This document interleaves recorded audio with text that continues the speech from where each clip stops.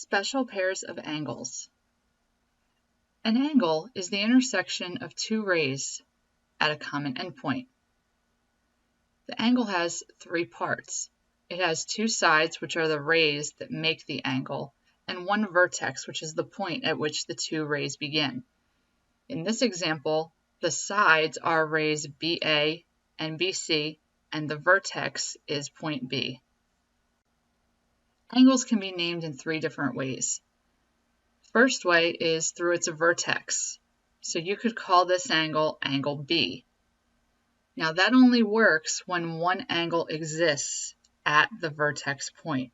If there are more than one that exists at the vertex B, then you would have to use the second method, which is using three letters of the angle in order to name it. So this angle would be named angle ABC or angle CBA as long as the vertex is the middle letter. So you're starting with one side, then going to the vertex, and then going to the other side when naming the points to create the angle. The third way that could be used to name an angle is by a letter or a number placed inside of the angle. So we could also call angle ABC angle 1 because there is a 1 in that angle name position. Adjacent angles are two angles that are next to each other and have a common ray in between them. This means that they are on the same plane and they share no internal points. So if we look at our diagram, angle ABC is adjacent to angle CBD. Well, how do you know that?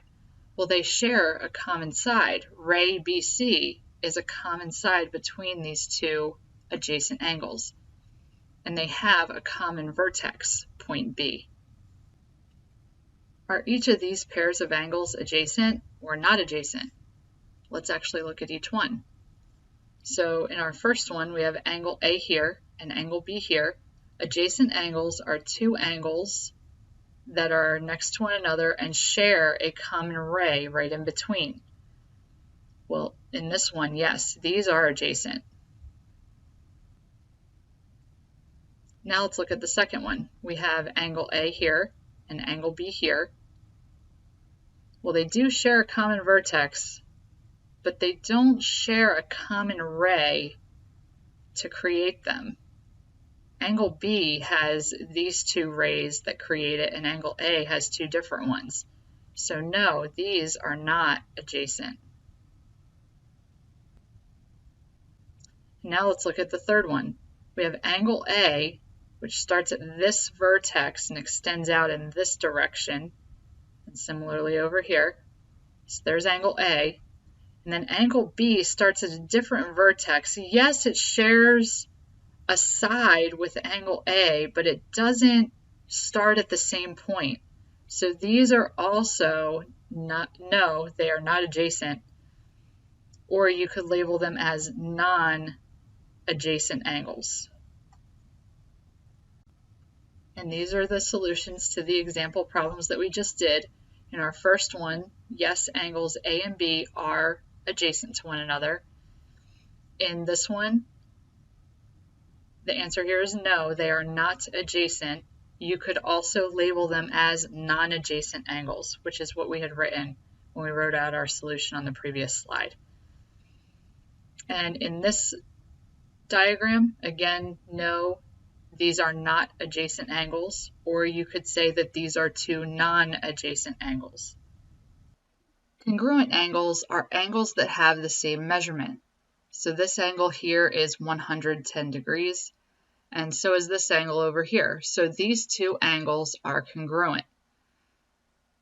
There are other ways that angles can be noted to be congruent, and let's look at the glossary slide to explain this further. Congruent angles can be shown by having the same degree measurement, or they could be marked with the same number of arcs. So in this one, angle C and angle D both have two arcs, so therefore they are congruent. Now in this one, angle E only has one arc, and angle F has two arcs. So therefore, angle E and angle F are not congruent to one another. Also, they don't look to be the same size. Congruent angles can be next to one another, or in other words, adjacent, or they can be apart from one another, or non-adjacent. So here's a pair of congruent adjacent angles. They are each marked with one arc. And these two angles are congruent. They both have two arcs, and they're non-adjacent because they do not share a common ray and vertex. Complementary angles are two angles with a sum of 90 degrees. These two angles are complementary because their sum is 90 degrees. So 40 plus 50 is equal to 90. Notice that they also form a right angle when they are adjacent or next to each other. These two angles here are also complementary because their sum is 90. 36 plus 54 is equal to 90. Although they aren't next to each other or are non-adjacent, they can still be complementary.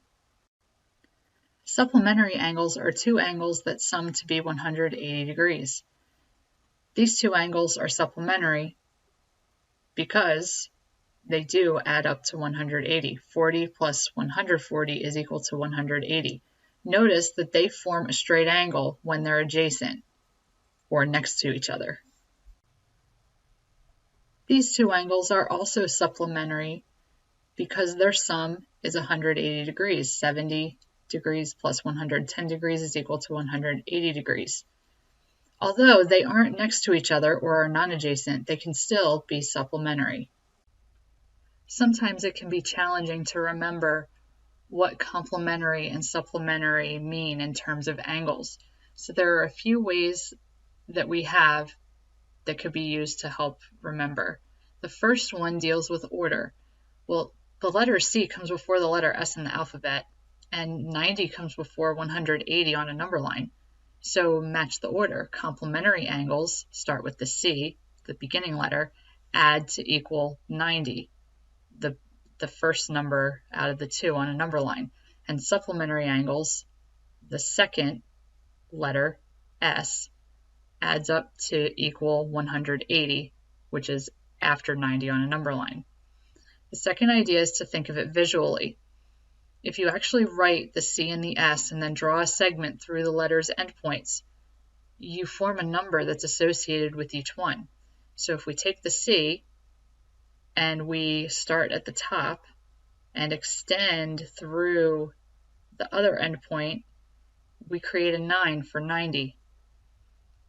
And similarly, if you take the S for supplementary and you start at the beginning point and go to the end point, you create an 8 for 180. Another one of my teacher friends shared another one that I thought was really cool too. You could also think of C as being half of an S. Like you can actually take your hands and make an S.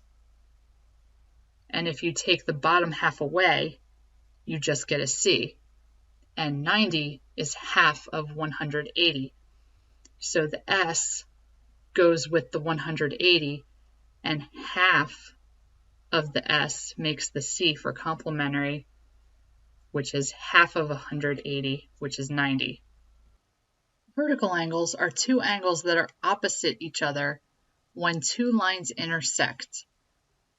So in this example, the vertical angles are angle 1 and angle 3.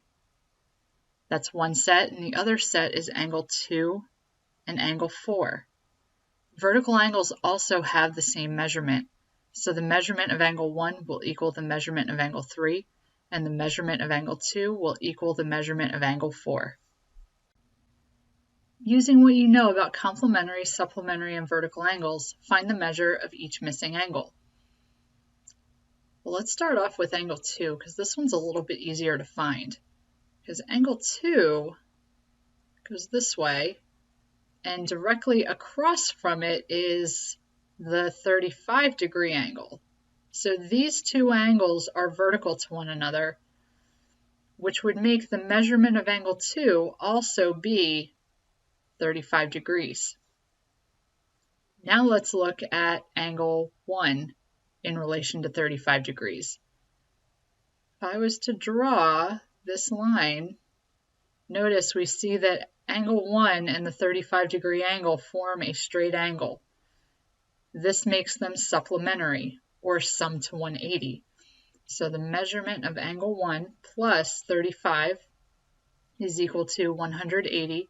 And then if we subtract 35 from both sides, we get that the measure of angle 1 is equal to 145 degrees. And then similarly, because angle 3 forms a straight angle with 35, it's also supplementary. Also, angle 3 is vertical to angle 1, so it will also have the same measurement of 145 degrees. Let's see what we get here. Yep, that's indeed what the correct answer is.